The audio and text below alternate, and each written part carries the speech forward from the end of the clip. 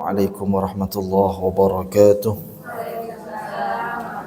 Bismillahirrahmanirrahim. Alhamdulillahirabbil alamin. Allahumma shalli wa sallim ala sayyidina Muhammadin wa ala alihi wa sahbihi ajma'in. Wa ba'du. Rabbi shrah li sadri wa yassir li amri wa hlul 'uqdatam min lisani yafqahu qawli. Alhamdulillahirabbil alamin. Ibu-ibu, pertama pangapunten radi terlambat karena Allah sedang memberikan ujian karena materinya sepertinya kalau mikir di jalan. Hari ini kita akan mempelajari tentang kesabaran Nabi Nuh dalam berdakwah. Walaupun jam 9 kurang 5 menit sudah lewat sulfat. 9 kurang 5 menit. Biasanya kalau dari sulfat ke sini mentok-mentok paling lama 10 menit. Mentok-mentok 10 menit. Ternyata diuji sampai lampu merah masak mantune sulfat. Di depan kula wonten pick up bawa semen dan itu guyon sama orang-orang pinggir jalan pelan-pelan dan kula mboten saged nyalip. Kula mboten mobil, mboten saged nyalip karena dari mriku rame. Akhirnya cuma dari mriku teng mriki lebih 15 menit. Tapi pripun materi hari ini sabar. Kula mikir teng dalam hati, nek aku ae gak sabar mek mergo pikem iki lah gak cocok katanya ngaji sabar dengan ibu-ibu. Lah sepertinya tadi wonten ujiane, kalau diuji dulu. Ya, diuji tentang kesabaran, karsane sabar sik ya gak apa-apa, telat-telat sesekali. Ngoten pikiran kula. Tapi semoga Allah ngampuni kita semuanya. Amin ya rabbal alamin. Pada kesempatan pagi menjelang siang ini insyaallah kita akan mempelajari hikmah dari kisah Nabi Nuh alaihissalam. Yang kisah Nabi Nuh ini sebenarnya termaktub dalam satu surah yang spesifik, yakni surat Nuh. Kalau sempat berpikir dalam waktu yang cukup lama, apakah ingin saya selesaikan satu surat Nuh ini, kurang lebih 28 atau 29 ayat dalam satu pertemuan, kata saya mboten nutut. Jadi insya Allah pada kesempatan pagi hari ini, kalaupun ingin percepat, minimal kita sampai separuh perjalanan kisahnya Nabi Nuh alaihissalam di surat Nuh. Sebenarnya kalau mau yang ingin lebih simpel ada di surah Hud. Sebenarnya kisah dakwah Nabi Nuh ini ada juga di surat Hud ayat 23 sampai ke belakang. Itu juga cukup panjang, cuma karena judulnya kisah Nabi Nuh, maka insya Allah kalau ingin memulai dari secara otentik dari surat Nuh, ketika Allah memberikan kronologi yang clear bagaimana sebenarnya kisah perjuangan dakwah Nabi Nuh yang dimulai dari apa? Nanti dimulai dari pengutusan Nabi Nuh alaihissalam ketika Nabi Nuh diutus. Setelah itu nanti kisah ini akan dilanjutkan dengan bagaimana cara Nabi Nuh berdakwah. Bagaimana metode yang dilakukan Nabi Nuh dalam berdakwah. Kalau yang pertama, kenapa Nabi Nuh diutus? Diutus kepada siapa? Kenapa namanya kok Nuh? Dan lain-lain. Nanti kedua langsung ke metode dakwahnya Nabi Nuh. Pripun cara Nabi Nuh itu untuk berdakwah? Kapan waktunya? Yang ini menjadi salah satu pedoman untuk sinten, untuk kula jenengan yang sedang mengarungi dunia dakwah, entah itu pengurus majelis taklim, pengurus masjid dan macam-macam, sehingga menentukan waktu yang tepat untuk melaksanakan dakwah itu menjadi penting untuk dilakukan. Misalnya kalau kemarin ke salah satu masjid di Sawo Jajar 2, ini Sawo Jajar 2, mboten. Oh 1, Sawo Jajar 2. Kemarin salah satu takmir masjid ke kula kemudian menyatakan, "Ustadz, kami mboten ngaji tiap hari." Lah kenapa Bapak? Karena kalau tiap hari itu audiensnya memang tidak terlalu banyak dan audiensnya sibuk. Mantun sholat rata-rata orang sudah sibuk dengan pekerjaannya masing-masing karena hari aktif dan macam-macam. Sehingga kami mencarikan waktu di mana orang-orang itu sedikit lebih longgar. Orang-orang lebih di masjid itu punya keinginan untuk cukup lama. Karena apa? Waktu untuk melaksanakan dakwah itu memang perlu untuk diperhatikan. Nanti Nabi Nuh ngajarkan kita tentang dakwah itu sebenarnya harus mempertimbangkan waktu-waktu tertentu. Mungkin ini yang juga menjadi dasar di pertemuan berikutnya kalau diminta ganti waktu. Sama ada ganti waktu Ustaz. Kenapa? Karena mesti kalau tahu pasti ada pertimbangannya karena memang efektivitas dakwah itu harus dipertimbangkan. Nggak boleh wis pokoke aku sebagai pengurus majelis taklim kudu dino iki. Gak ngurus aku anggota. Mboten. Harus ada pertimbangan-pertimbangan itu. yang harus menjadi dasar ketika mempertimbangkan efektivitas dakwah. Yang kedua, nanti kemudian setelah itu kita akan melihat materi dakwah itu apa dari Nabi Nuh alaihissalam. Ini juga menjadi salah satu pedoman. Oh, kalau mau berdakwah, salah satu yang diajarkan Nabi Nuh itu belajar tentang apa? Materinya A, ada B, ada C. Nanti di surat ini akan dibelikan, sehingga tidak ada ceritanya pengurus majelis taklim kemudian bingung temanya apa yo, kewatah temanya tentang mriki. Sehingga fokus ketiga tema besar itu saja, arahkan ke situ pun selesai temanya. Jadi ada 3. Baru nanti bagaimana cara merespon ketika objek dakwah tidak menerima dakwahnya.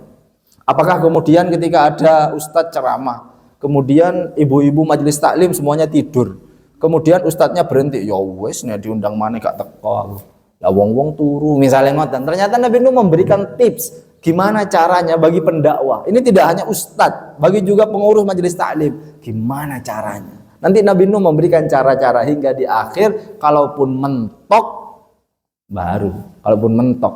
Nabi Nuh tapi berbeda dengan Rasulullah SAW. Nanti kita akan bandingkan di mana ketika dakwah sudah mentok yang dilakukan Nabi Nuh seperti apa, dakwah sudah mentok yang dilakukan Rasulullah SAW seperti apa. Karena sebagaimana kita ketahui Al-Quran itu turunnya sebenarnya kepada Rasulullah SAW, yang di dalamnya ada kisah-kisah tentang nabi-nabi terdahulu. Tujuannya untuk nopo sebenarnya? Salah satu tujuannya kisah, kalau jenengan ingin membuka memori dulu pertemuan pertama, salah satu tujuannya adalah untuk menjadi penguat bagi Rasulullah SAW. Termasuk kisahnya Nabi Nuh. Seolah-olah nanti sejarah itu berulang. Dulu umatnya Nabi Nuh itu begini loh. Ternyata umatnya Rasulullah ketika itu, orang kafir Quraisy sama persis dengan apa yang dilakukan oleh umatnya Nabi Nuh alaihissalam. Nanti bisa kita compare. Oh, ternyata Nabi Muhammad itu sedang diberikan penguatan oleh Allah Subhanahu wa taala dengan mengisahkan kisahnya Nabi Nuh bersama umatnya, sehingga Rasulullah memiliki keteguhan hati. Itu yang harapannya nanti kita ambil pelajaran dari pertemuan pada kesempatan sore hari ini, pagi hari ini insyaallah. Sebelum masuk ke siapa Nabi Nuh, kalau lupa ingin menyebutkan bahwa hari ini kita sudah masuk bulan Sya'ban. Alhamdulillahirabbil alamin. Tapi ada sesuatu yang penting di bulan Sya'ban ini, yakni nopo? Nisfu Sya'ban. Kapan nisfu Sya'ban niku? Insyaallah malam ini. Nisfu Sya'ban ini. Wonten hadis, kula mboten semerap ini malam ini atau besok malam kalau supe. Malam nisfu Sya'ban itu entah malam ini atau besok malam, di mana tadi malam atau nanti malam, ada 2 versi nih, ada yang nanti malam, ada yang kemarin malam. Tapi minimal kalau kita ngambil yang malam ini misalnya atau yang kemarin malam, wonten hadis yang sangat menarik sabda Rasulullah SAW dari Mu'ad bin Jabal yang menyatakan bahwa di malam nisfu Sya'ban yattali'u Allah ila jami'i khalqih lailatan nisfi min Sya'ban. Allah itu di malam nisfu Sya'ban akan memandang seluruh makhluknya Allah Subhanahu wa taala. Allah akan memandang seluruh hambanya Allah Subhanahu wa taala dengan apa? Dengan pandangan rahmat. Ketika Allah memandang hambanya dengan pandangan rahmat, maka fayaghfir li jami'i khalqih, maka Allah akan mengampuni dosa seluruh orang yang menjadi hamba Allah itu. Ketika Allah memandang dengan pandangan rahmat ini, Allah akan mengampuni dosanya. Maka malam nisfu Sya'ban itu menjadi malam yang amat istimewa. Kenapa? Karena malam nisfu Sya'ban adalah malam di mana Allah memberikan pandangan rahmah. Yattali'u Allah ila jami'i khalqih lailatan nisfi min Sya'ban fayaghfir li jami'i khalqih. Maka di malam nisfu Sya'ban itu, di malam ini insyaallah Allah akan mengampuni semua dosa dari hamba Allah yang memiliki iman, kecuali 2 orang. Kata hadis ini, sinten niku? Yang pertama, illa li musyrikin, kecuali orang musyrik. Insyaallah kulon jenengan tidak termasuk orang musyrik. Insyaallah kulon jenengan tidak termasuk orang yang menyekutukan Allah. Tapi yang kedua, siapa juga yang tidak mendapatkan ampunannya Allah? Yang kedua adalah li musyahin wa musyahin, kata Allah Subhanahu wa taala. Kata Rasulullah sallallahu alaihi wasallam, siapa yang kedua yang tidak akan mendapatkan ampunan Allah? Orang yang musyahin, orang yang di dalam hatinya memiliki kedengkian kepada manusia, orang yang di dalam hatinya memiliki dendam pada orang lain, orang yang di dalam hatinya menebarkan permusuhan pada orang lain. Maka mumpung malam ini adalah malam nisfu Sya'ban di mana Allah akan mengampuni semua dosa, mari kita maafkan semua orang yang pernah berbuat salah pada kita. Mari kita meminta maaf barangkali kita pernah melakukan kesalahan pada orang lain. Bahkan Sayyidah Aisyah menambahkan dua golongan lain. Kata Sayyidah Aisyah, siapa yang tidak akan mendapatkan ampunan Allah? Yang pertama, dia adalah qati' rahim, orang yang memutus tali silaturrahim. Kata Sayyidah Aisyah. Dan yang kedua siapa? Aqin liwalidayh, orang yang melakukan durhaka kepada kedua orang tua. Jadi setidaknya di malam nisfu Sya'ban ini mari kita introspeksi diri kita. Insya Allah kita bukan termasuk orang yang musyrik, tapi kita memiliki kemungkinan untuk menjadi orang yang pernah berbuat salah pada orang lain. Maka mari minta maaf pada orang lain. Atau kalau ada orang yang pernah menzalimi kita, mari maafkan kita. Mari maafkan mereka semuanya. Plus yang terakhir, kalau kita pernah memiliki teman, mari kita sambung silaturahim. Kalau kita memiliki saudara yang sudah lama terputus, mari sambung kembali. Sehingga tujuan kita di malam nisfu Sya'ban itu kita akan memperoleh ampunan Allah Subhanahu wa taala. Kalau kita sudah mendapat ampunan Allah Subhanahu wa taala di malam nisfu Sya'ban ini, maka insya Allah kita akan dipermudah jalannya oleh Allah menuju surganya Allah Subhanahu wa taala. Manfaatkan niku. Mumpung malam nisfu Sya'ban, mari kita menyambung silaturahim. Mari kita memaafkan kesalahan orang lain karena tidak ada lain yang kita inginkan selain Allah mengampuni dosa kita semuanya. Itu sebagai pengantarnya. Kita ingin mulai langsung dari ayat yang pertama. Allah Subhanahu wa taala berfirman, Bismillahirrahmanirrahim. Surat Nuh. Surat Nuh dari ayat 1. Kalau mau semerap niki sampai ayat berapa nanti, tapi insya Allah kalau ingin sedikit lebih cepat agar nanti utuh minimal separuh insya Allah. Allah berfirman, Bismillahirrahmanirrahim, Inna sesungguhnya kami arsalna Nuhan ila qaumih. Sesungguhnya kami mengutus, sinten yang diutus oleh Allah Subhanahu wa taala, Nuhan, Nabi Nuh, ila qaumih, kepada kaumnya. Allah Subhanahu wa taala di ayat ini memulai dengan inna. Sesungguhnya. Sebagaimana rumus dalam tafsir, ketika ayat Allah Subhanahu wa taala dimulai dengan inna atau sesungguhnya, itu menjadi apa? Itu menjadi bukti dari izalatan anis syak. Menjadi upaya Allah untuk menghilangkan keraguan. Nopo mawon teng Quran niku kalaupun wonten inna sesungguhnya, entah itu inna atau inna, itu berarti menunjukkan Allah sedang ingin izalatus syak, menghilangkan keraguan dari orang yang membaca ayat ini, dari sinten, dari kaum yang sedang menjadi objek dakwah, sehingga Allah menggunakan inda, sungguh, kata Allah Subhanahu wa taala. Kenapa kok ngoten? Karena satu, untuk kaumnya Nabi Nuh, mereka semuanya tidak percaya bahwa Nabi Nuh adalah utusannya Allah Subhanahu wa taala. Sungguh, maka Allah harus menggunakan sungguh untuk apa? Menghilangkan keraguan mereka, karena sungguhnya mereka sudah nggak percaya sama Nabi Nuh. Itu yang pertama. Yang kedua, inna itu juga ditujukan tidak hanya untuk Nabi Nuh, tapi juga ditujukan untuk sinten? Rasulullah SAW. Sungguh ya Muhammad, penolakan yang engkau dapatkan hari ini itu sama dengan penolakan yang didapatkan Nabi Nuh dulu. Maka sungguh Allah memberikan kata sungguh-sungguh dengan menunjukkan apa? Agar benar-benar hilang semua keraguan. Allah menggunakan inna. Arsalna, kami utus sinten Nuhan, Nabi Nuh. Nah, pertanyaannya. Para ulama, misalnya Imam Al-Alusi memberikan definisi. Apa sebenarnya makna kata Nuh, Nabi Nuh? Soalnya di beberapa akidah lain, misalnya di luar agama Islam, Nuh ini diganti menjadi nopo? Noah. Sebenarnya dengan di agama di Kristen misalnya Noah, niku Nuh sebenarnya. Sebutan lain sama dengan kalau di Arab wonten Salahuddin, sebutan Latinnya menjadi Saladin. Ngoten, niku hanya penyebutan nopo? Penyebutan Latinnya. Termasuk Nuh. Nuh dalam penyebutan Latin disebut dengan Noah. Niku Nuh sebenarnya. Nah, pertanyaannya Nuh niku nopo sebenarnya? Apakah Nuh berasal dari bahasa Arab? Ternyata salah satu pendapat yang dikutip oleh Imam Al-Alusi, Nuh niku bukan berasal dari bahasa Arab. Tapi Nuh itu berasal dari bahasa Suryani. Tapi bukan bahasa semut nih, soalnya bahasa semut yang kemarin itu juga menyatakan bisa bahasa Suryani kan. Enggak ya kan? Kan enggak menyatakan bisa. Oh, ini bahasa Suryani, Makoli. Enggak, niki Suryani yang asli, nggih. Suryani, bahasa Suryani niku Nuh niku artinya nopo? Jadi bukan dari bahasa Arab nggih. Nuh niku pendapat pertama. Dia berasal dari bahasa Suryani yang menyatakan artinya niku as-sakin. Sakin. Artinya niku as-sakin atau sakin. Nopo as-sakin? Sakin pakai sin. Sakin. Nopo sakin niku tetap.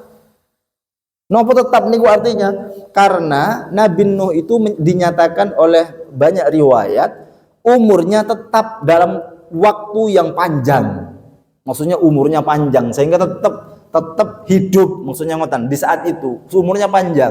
Kalau jenengan misalnya tanya lah berapa Ustadz umurnya Nabi Nuh, banyak pendapatnya nih. Kalau ngutip dari pendapatnya Imam Al-Alusi menyatakan umurnya Nabi Nuh itu adalah ketika Nabi Nuh diangkat menjadi nabi itu umur 40 tahun. Kesimpulannya Imam Al-Alusi, ketika diangkat menjadi nabi umur 40 tahun. Berdakwah selama berapa lama? 950 tahun. Monggo jangan tambahkan. 40 tambah 950. Plus setelah peristiwa banjir bandang, 950. Setelah peristiwa banjir bandang niku Nabi Nuh masih hidup sampai usia 60 tahun. Niki yang paling kuat riwayatnya Ibnu Abbas. Jadi 40 sebelum diutus menjadi nabi, diutus menjadi nabi dan rasul usia 40 tahun, berdakwah selama berapa lama? 950 tahun. Nanti ujung dakwahnya ada banjir bandang yang naik perahu niku. Kemudian setelah peristiwa itu masih hidup selama 60 tahun. Berarti pinten jumlahnya? 1050 tahun. Niku riwayatnya Ibnu Abbas. Jadi umurnya Nabi Nuh alaihissalam kalau mengacu pada riwayat ini berumur 1050 tahun. Sehingga Nuh yang dalam bahasa Suryani bermakna as-sakin berarti apa? Umurnya panjang. Sampai apa? Sepanjang apa? Sampai 1050 tahun. Niku wonten pendapat pertama. Wonten pendapat lain menyatakan sampai 1780 tahun. Yang mana yang benar? Wallahu a'lam. Kita nggak tahu, tapi intinya dari namanya saja menunjukkan bahwa Nabi Nuh niku memiliki umur yang amat sangat panjang. Itu yang pertama, makna pertama. Makna kedua, Nuh niku nopo? Nuh itu bukan dari bahasa Suryani. Kalau kata pendapat kedua, ada yang menyatakan Nuh itu berasal dari bahasa Arab. Bahasa Arab yang artinya nopo? Naha ya Nuhu. Nopo naha ya Nuhu niku nangis, tidak berhenti. Sedih, nangis terus tidak berhenti. Nopo? Karena Nabi Nuh adalah orang yang tidak pernah berhenti menangis kepada Allah Subhanahu wa taala. Nangis terus Nabi Nuh kepada Allah Subhanahu wa taala. Sehingga disebut dengan nama Nuh. Ada yang menyatakan bahkan karena saking menangis ini ditanyakan, Imam Al-Alusi menanyakan di sini, kenapa likathrati nauhihi wa bukaih? Karena banyaknya nangisnya dan banyaknya nauhi wa bukai, nangis nopo? Mengeluarkan air mata, nggih nangis karena banyaknya mengeluarkan air mata atas dirinya, menyalahkan dirinya karena apa? Karena suatu ketika katanya Rasulullah Nabi Nuh ini, Rasulullah Nuh alaihissalam niki suatu ketika pernah bertemu dengan seekor anjing, kemudian meludahi anjing tersebut. Karena anjing yang kotor macam-macam diludahi sama Nabi Nuh. Kemudian Allah bertanya sama Nabi Nuh. Kata Allah Subhanahu wa taala, "Nopo? Ata'ibuni am ta'ibu khaliqi?" Sampean itu ngeludahi anjing itu karena sampean menghina anjingnya atau menghina aku yang menciptakan anjing, kata Allah Subhanahu wa taala. Karena itu kemudian Nabi Nuh itu merasa bahwa Nabi Nuh ditegur oleh Allah Subhanahu wa taala. Itu adalah teguran yang amat sangat keras menurut Nabi Nuh karena Allah menyatakan, kok sampean itu ngeludahi anjing? Sampean menghina anjing atau menghina saya yang menciptakan anjing?" Maka karena itulah Nabi Nuh menyesal yang amat sangat menyesal sampai sepanjang umurnya Nabi Nuh nangis terus. Karena satu dosa kecil itu. Sehingga namanya Nuh. Itu pendapat yang kedua. Pendapat ketiga menyatakan Nuh itu bukan nama aslinya.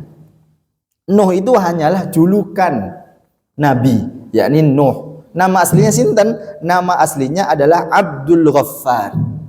Nama aslinya Nabi Nuh namanya Abdul Ghaffar. Ini kata Imam Al-Alusi.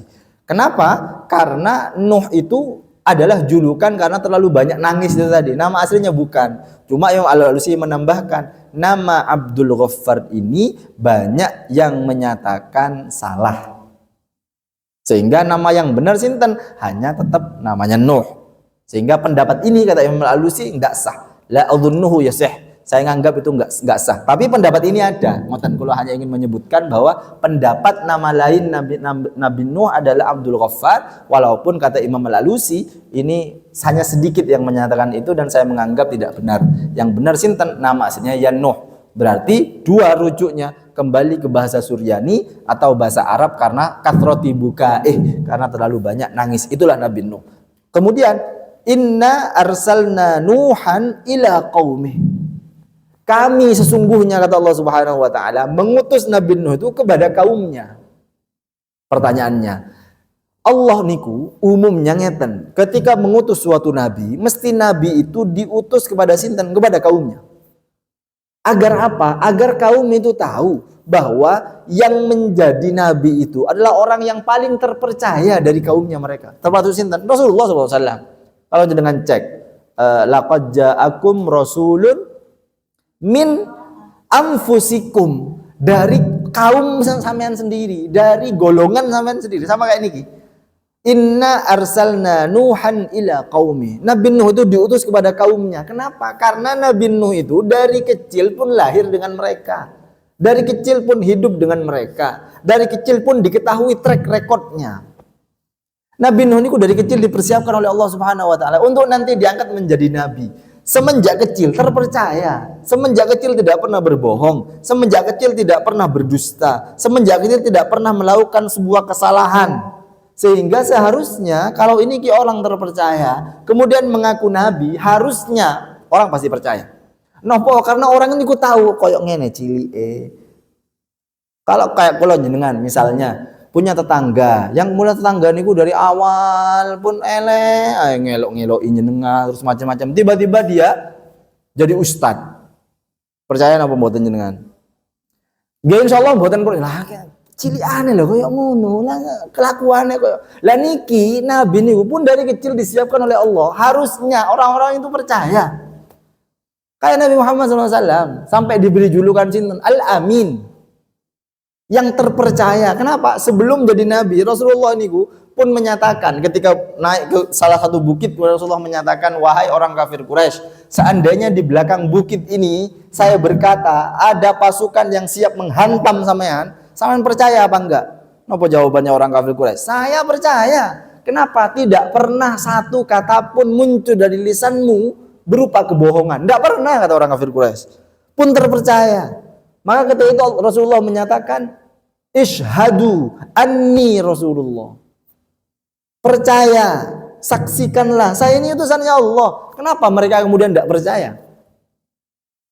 Karena mereka sudah tertutup hatinya. Sama kayak kaumnya Nabi Nuh alaihissalam. Ketika Nabi Nuh menyatakan diutus mereka kepada sinten, kepada kaumnya, sudah mengetahui track recordnya Nabi Nuh yang amat sangat baik itu. Kemudian Nabi Nuh menyatakan, an anzir qaumaka. Agar apa? Perintahnya Allah, risalahnya Allah kepada Nabi Nuh agar menjadi an anzir qaumaka, agar menjadi pemberi peringatan, untuk memperingati. Kata Allah, tujuannya Nabi itu nomor satu memberi peringatan. Mari kita cek. Kenapa suatu kaum harus diberikan peringatan? Kenapa harus diberikan peringatan? Karena kemungkinannya kaumnya itu sudah melakukan kemaksiatan yang merajalela. Kalau tidak ada kesalahan, tidak mungkin diberikan peringatan. Kan ngoten kados jenengan, putra putri jenengan, kemudian dilarang sama jenengan ke sana. Ojo runu, jatuh sampean kok iku. Nopo? Karena mungkin sebelumnya pernah memiliki pengalaman anaknya jatuh, maka dilarang. Peringatan itu berarti karena apa? Karena kaumnya sudah melakukan kemaksiatan yang merajalela, sehingga Nabi Nuh diperintahkan oleh Allah untuk memberikan peringatan. Ojo kayak Pak kados ngoten. Jadi diberikan peringatan oleh Allah Subhanahu wa taala. Nabi Nuh diberi risalah untuk memberikan peringatan, bahkan peringatannya spesifik. Nopo peringatannya? Min qabli ayyatiyahum adzabun alim. Bahkan Nabi Nuh menyatakan stop, berhenti melakukan kemaksiatan, berhenti menyekutukan Allah sebelum wonten peringatan niki, sebelum datang azab yang alim, yang terus menerus, yang menyakitkan, yang membahayakan, yang menakutkan. Stop, kata Nabi Nuh alaihissalam. Cuma di sini Allah memberikan panduan. Ketika Nabi Nuh diberikan risalah untuk memberikan peringatan, gimana caranya? Qala, ayat yang kedua kemudian. Apa yang dikatakan Nabi Nuh? Ya qaumi, inni lakum nadhirum mubin. Apa kata Nabi Nuh? Ya qaumi, wahai kaumku. Dari ini saja kata para ulama tafsir, kita bisa memberikan salah satu kesimpulan bahwa kalau orang berdakwah, ikutilah Nabi Nuh. Nopo niku? Katakan ya qaumi. Nopo ya qaumi niku? Ya qaumi adalah manifestasi dari kata yang seharusnya digunakan oleh para pendakwah. Nopo katanya? Kata-kata bagi pendakwah harusnya menggunakan kata-kata yang lembut. Kalau ada pendakwah kok misa-misu mawon, misalnya jamaahnya dipisui mawon. Karena wonten niku ceramah kok muring-muring mawon. Ceramah kok misui. Lah ya nopo? Nabi Nuh memberikan contoh nopo? Ya qaumi. Dakwah niku gunakan kata-kata yang lembut. Kalau misalnya berdakwah kemudian kata-kata kasar, apakah jamaahnya akan terus datang atau malah terus pergi? Malah terus pergi. Gunakan kata-kata yang lembut. Gunakan kata-kata yang lembut mawon belum tentu orang kembali lagi. Kan ngoten, pun lembut, pun halus, tapi kok yo gak mancep tengah hati.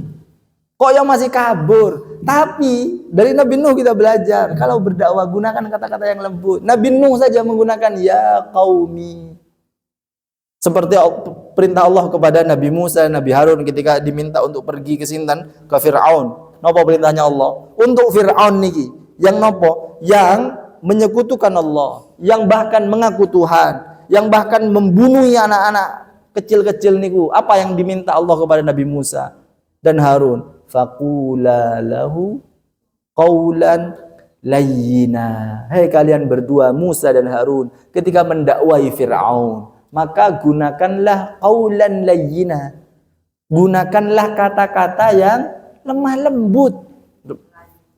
Kepada sinten niki? Fir'aun.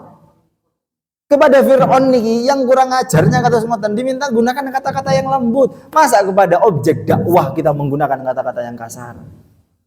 Ngoten loh maksudnya. Kita belajar amat sangat banyak dari metode dakwah dari sini. Gunakan kata-kata lembut sebagai Nabi Nuh. Kemudian Nabi Nuh tidak hanya menggunakan kata-kata yang lembut.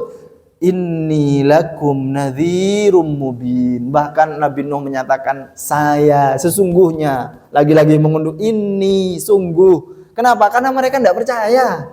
Lakum bagi sampeyan itu, bagi kalian semua wahai kaumku, nadhirum mubin. Saya adalah pemberi peringatan yang clear. Bahkan memberi peringatan yang diberikan oleh Nabi Nuh itu tidak hanya peringatan ojo. Tapi nek sampeyan terus lakukan ini, sampeyan akan mendapatkan azab yang pedih. Bahkan nanti materi dakwahnya Nabi Nuh benar-benar clear. Kalau sampean ngene, nanti clear semua dakwahnya Nabi Nuh alaihissalam. Sehingga Nabi Nuh di awal menyatakan inni lakum nadhirum mubin. Inni lakum nadhirum mubin. Kemudian materinya nopo? Nah niki materi dakwahnya Nabi Nuh. Nopo materi dakwahnya Nabi Nuh? Yang pertama, ani'budullah wattaquh wa ati'un. Jadi wonten 3 materi dakwahnya Nabi Nuh yang terus digaungkan Nabi Nuh, yang terus diupayakan Nabi Nuh, yang terus dikatakan Nabi Nuh. Napa niku? Yang pertama, ani'budullah. Penghambaan paripurna kepada Allah Subhanahu wa taala. Jadi materi dakwah yang harus diberikan kepada objek dakwah niku napa? Yang pertama adalah harus mengajari jamaah atau sinten mawon nopo ma'rifatullah, harus kenal sama Allah, atau dalam bahasa lain tauhid. Harus dikenalkan sama Allah Subhanahu wa taala. Tauhid. Tauhid harus dikenalkan. Jadi orang kalau ngaji niku, kenalkan materi tentang Allah Subhanahu wa taala. Kenapa? Karena kalau orang boten kenal Allah, orang nggak akan mau ibadah sama Allah Subhanahu wa taala. Kalau orang nggak kenal Allah, orang itu tidak akan mau taat sama Allah Subhanahu wa taala. Maka nomor satu, kenalkan Allah Subhanahu wa taala. Melalui nopo? Misalnya, salah satunya melalui sifat-sifatnya Allah Subhanahu wa taala. Tapi mengenalkan sifat-sifatnya Allah, misalnya Asmaul Husna yang kalau sebutkan Asmaul Husna, maka wajib belajar Asmaul Husna nih.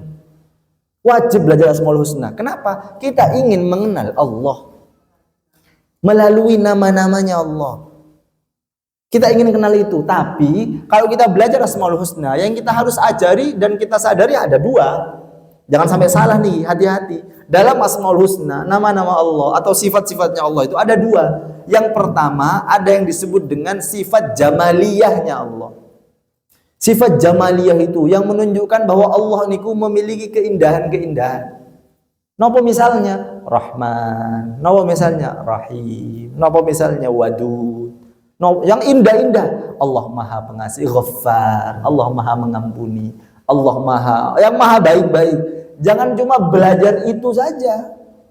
Ada yang kedua, nopo niku ada jalaliyahnya Allah Subhanahu wa taala. Jadi ada jamaliyah, ada jalaliyah. Nopo jalaliyah itu keagungan Allah. Keagungan Allah. Kalau nanti kita belajar jamaliyahnya Allah, kita akan nopo mengharapkan sesuatu yang baik dari Allah Subhanahu wa taala. Dalam ilmu tasawuf disebut dengan nopo roja. Kita mengharapkan kasih sayangnya Allah. Nopo? Allah Maha Kasih Sayang, Allah Maha Pengampun. Yang indah-indah semuanya. Tapi jangan cuma di sini. Kenapa? Karena kita hanya belajar Asmaul Husna tentang ma'rifatullah yang pertama niku di sisi yang ini aja. Di sisi yang Allah Maha Pengasih, Allah Maha Penyayang, Allah Maha Pengampun. Maka jadinya kita akan menjadi orang yang meremehkan. Nopo? Kita akan ngomong begini, Allah kan Maha Pengampun. Yo melakukan dosa kan yo kapok. Kan Allah Rahman. Nggak boleh. Nopo, kita hanya belajar separuhnya kan niki. Kita belajar Asmaul Husna, Allah benar Rahman, Allah benar Rahim. Boten salah, Allah benar Maha Mengampuni. Cuma malah jangan jadikan ini dalil untuk melakukan sesuatu yang memaksiati Allah Subhanahu wa taala. Berarti belum selesai kita belajar Asmaul Husnanya. Allah niku bukan cuma memiliki sisi jamaliyah yang tadi niku, ada yang kedua nopo niku, sisi jalaliyah, keagungan Allah. Allah niku nopo? Qahar. Allah niku nopo? Mumit. Allah niku nopo? Allah bisa melakukan, menandakan bahwa Allah menguasai secara Allah Subhanahu wa taala. Allah Maha memaksa misalnya. Allah Maha, itu jalaliyah. Allah niku agung. Allah bisa melakukan segalanya. Maka jangan cuma kita menyadari bahwa Allah niku ringan kok. Allah Maha Pengasih kok. Tapi juga jangan di sini. Kalau di sini kita Allah niku tipe ketat ya. Allah tipe Allah itu jahat ya. Allah itu mbon ngoten, maka dua-duanya harus seimbang antara sisi jamaliyah dan sisi jalaliyahnya Allah. Kita menyadari Allah Rahman, tapi kita juga menyadari bahwa itu Allah menguasai manusia semuanya. Allah bisa membolak-balikkan semuanya. Terserah Allah Subhanahu wa taala. Kalau kita kenal Allah Subhanahu wa taala, maka kita akan menyadari posisi kita sebagai sinten hamba. Nah, ini kuncinya. Kita ingin menyadari posisi kita tuh hambanya Allah. Nopo posisi sebagai hamba Allah niku? Hamba niku tidak memiliki nopo kuasa sedikit pun. Yang memiliki kita sinten? Allah. Yang ngasih rezeki pada kita sinten? Allah. Yang ngasih nopo mawon ke kita sinten? Allah. Kalau kita nyadari niku, kita akan memosisikan diri kita sebagai hamba Allah Subhanahu wa taala. Kalaupun ngoten, kita akan nopo? Ibadah kita sama Allah Subhanahu wa taala. Akan mau kita nopo, ya Allah, yang ngasih rezeki pada saya ya Allah. Yang ngasih kesehatan pada saya ya Allah. Mosok saya enggak mau menyembah Allah Subhanahu wa taala. Maka niku materi dakwah yang pertama. Ajarkan tentang mengenal Allah agar nopo, agar kalau sudah kenal sama Allah, orang akan menuju step berikutnya. Materi yang kedua. Nopo materi yang kedua? Wattaqu. Nopo wattaqu? Takwa. Takwa niku nopo? Kata definisi takwa, tapi minimal takwa niku merujuk kepada, kalau merujuk dari pendapat Imam Qurtubi, takwa itu adalah al-khauf min azabillah. Takwa adalah takut dengan azabnya Allah, tapi bukan cuma takut nih. Kalau dalam segi bahasa misalnya ada dua, ada khauf, ada takwa. Kalau khauf niku perasaan takut yang hanya takut dalam hati. Kata kalau jenengan di sini ada ular lewat, dalam hati jenengan takut, tapi jenengan duduk teng mriki, niku namanya bukan takwa. Niku namanya khauf. Khauf niku. Khauf niku nggak takut dalam hati, cuma tidak melakukan apa-apa. Niku namanya khauf. Yang kedua ada khosyah. Khosyah niku nopo? Khosyah niku juga perasaan takut. Tapi perasaan takut yang kemudian nampak dalam kondisi fisik. Khosyah niku. Takut tapi mboten kados yang pertama. Kalau yang khauf tadi ada ular teng mriki, dalam hatinya jenengan ngoten, takut tapi mboten ngapa-ngapain. Nah, kalau yang kedua khosyah niki ketika jenengan ada ular duduk teng mriki, jenengan kelihatan dari fisiknya, gemetar misalnya. Terus jenengan nopo lah. Pripun kalau orang takut? Ya, wajahnya kemudian. Nah, khosyah. Dari khosyah niku sama halnya nanti lari ke nopo? Khusyuk. Kalau khusyuk niku nopo sami, orang khusyuk niku adalah perasaan takut tapi muncul ke permukaan. Jadi mboten wonten ceritanya orang mengaku khusyuk tapi sholatnya tidak nampak. Mesti nampak orang khusyuk niku. Nopo niku misalnya, orang kalau khusyuk misalnya nopo lah suaranya jadi gemetar. Baca alhamdulillah ya Rabb. Nah, wonten perubahan. Nopo karena khusyuk niku akan muncul dari fisik. Sama kayak khosyah. Baru yang paling mentok takwa. Nah, takwa niku mboten kados khauf, mboten kados khosyah. Tapi takwa niku nopo? Perasaan takut di dalam hati tapi langsung tercermin dalam perbuatan. Niku namanya takwa. Jadi takwa niku nopo? Takwa itu adalah ketika ada ular di depan kita, kulo lagi duduk di sini, apa yang kulo lakukan? Yo melayu, yo lari. Masuk ada ular jenengan. Terus nggih mboten. Ada ular yo lari sebagai bukti nopo? Takut yang level tertinggi, yakni takwa. Kalau khosyah enggak lari. Khosyah mboten, hanya muncul dari permukaan, muncul dari fisiknya, kelihatan dari fisiknya. Kalau khauf hanya takut dalam hati, mboten kelihatan dalam secara fisik, mboten kelihatan. Nah, kalau takwa itu takut dalam hati yo takut, tapi kemudian ada perbuatan dilakukan. Maka kalau ada orang mengaku saya takwa kepada Allah, tapi dia kemudian mboten sholat, kemudian dia mboten zakat, mboten sedekah dan semacamnya, maka sebenarnya dia belum takwa pada Allah Subhanahu wa taala. Masih khauf, hanya sekedar khauf. Nggak ada tindakannya, nggak ada actionnya. Maka kalau takwa itu orang ngapain? Sampean wedi neraka, ya wedi.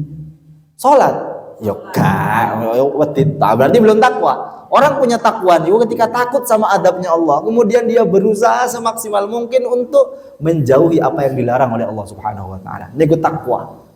Maka materi dakwah yang kedua bikin orang memiliki ketakutan akan adab Allah sehingga mereka akan melaksanakan sesuatu yang diperintah oleh Allah dan menjauhi apa yang dilarang oleh Allah. Itu materi. Jadi kalau materi ngaji niku larikan teng mriku. Oh, berarti materi nopo yang akan membuat orang semakin gemar untuk melaksanakan sholat. Materi niku masuk nopo? Takwa.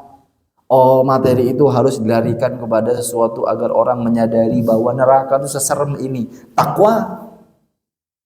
Bukan menakut-nakuti, tapi agar orang itu tergerak hatinya untuk merasakan penghambaan dia kepada Allah Subhanahu wa taala. Kalau dia sudah menyadari posisinya sebagai hamba yang tidak bisa melakukan apapun, maka dia pasti akan melaksanakan perintah Allah, jauhi larangan Allah. Ngoten. Yang materi yang kedua.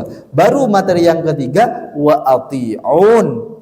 Dan taatlah kepadaku, kata Allah Subhanahu wa taala. Sembahlah Allah, sadari penghambaan pada Allah, takwa kepada Allah. Kemudian ati'un, taat kepada Allah. Napa definisi taat? Kalau Imam Qurtubi memberikan kontradiksi terhadap keduanya. Kata Imam Qurtubi, takwa itu takut terhadap azab, kalau taat itu adalah nopo, melaksanakan perintah Allah karena mengharapkan ampunan dan balasan dari Allah Subhanahu wa taala. Nggih. Nggih, karena kepada Allah Subhanahu wa taala. Kenapa kecil? Karena di sini tidak ada ya-nya. Ati'un, harusnya ati'uni. Wonten ya-nya harusnya teng ayatnya, tapi kenapa kok dihapus? Karena inilah yang disebut sebagai saking pentingnya sesuatu itu sampai ya akunya itu sampai dihapus oleh Allah Subhanahu wa taala. Sehingga ati'uni, taatlah kepadaku, kepada Allah Subhanahu wa taala. Ngoten yang dimaksud, taatlah kepada Allah Subhanahu wa taala dengan ya, karena dibikin kecil niku sebenarnya agar apa? Agar karena ya mutakallimnya dihapus karena tidak ada teng mriki. Harusnya kalau seandainya ati'uni, ya ngoten, harusnya ada ni-nya. Ada banyak sekali ayat teng Al-Qur'an itu yang menyatakan bahwa ada ni-nya tapi dihilangkan. Alasannya banyak sebenarnya. Yang pertama karena kadangkala penghapusan ya itu untuk menyesuaikan dengan ayat-ayat yang lainnya agar nopo, keindahan Quran masih tetap. Misalnya ati'un, ta'lamun, itu nunnya mati semuanya sehingga ya-nya harus dihapus untuk keindahan. Wonten ada yang menyatakan bahwa penghapusan ya-nya itu untuk menunjukkan apa? Untuk menunjukkan karena amat sangat pentingnya hal ini, maka harus dihapus untuk menandakan ini amat sangat penting. Sampai Allah menghapus ya-nya, kunya sampai dihapus. Ati'un. Bahkan ada juga pendapat yang menyatakan ati'un tidak perlu disebutkan karena apa? Taat itu ada kalanya, ati'uni ada kalanya merujuk kepada seorang manusia sehingga Allah menghapus karena taat itu hanya kepada Allah Subhanahu wa taala. Maka ada kalanya banyak pendapat itu. Oke, jadi 3 materinya. Yang pertama penghambaan kepada Allah, yang kedua takwa, yang ketiga taat kepada Allah Subhanahu wa taala berupa nopo? Laksanakan perintah Allah. Jadi kalau yang Al-Qurtubi memaknai ittaqu itu adalah takut kepada azab, kalau ati'un adalah melaksanakan perintah Allah karena mengharapkan balasan dari Allah Subhanahu wa taala. Jadi satunya khauf, satunya raja. Ngoten kalau dalam Imam Qurtubi. Satunya takut azab Allah, satunya ati'un itu mengharap kasih sayang Allah. Jadi ada 3 materi dakwahnya Nabi Nuh. Pertanyaannya saat ini, nopo terus yang didapatkan Nabi Nuh alaihissalam? Nopo yang didapatkan Nabi Nuh dengan menyatakan ani'budullah wattaqu wa ati'u? Nopo yang didapatkan Nabi Nuh? Apakah Nabi Nuh mendapatkan air minum? Ataukah Nabi Nuh mendapatkan hand sanitizer? Atau Nabi Nuh mendapatkan amplop? Atau Nabi Nuh mendapatkan penghormatan? Atau Nabi Nuh mendapatkan nopo sebenarnya? Nabi Nuh mboten mendapatkan nopo-nopo. Coba jangan bayangkan.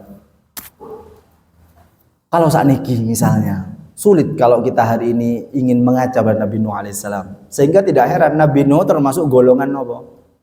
Ulul azmi.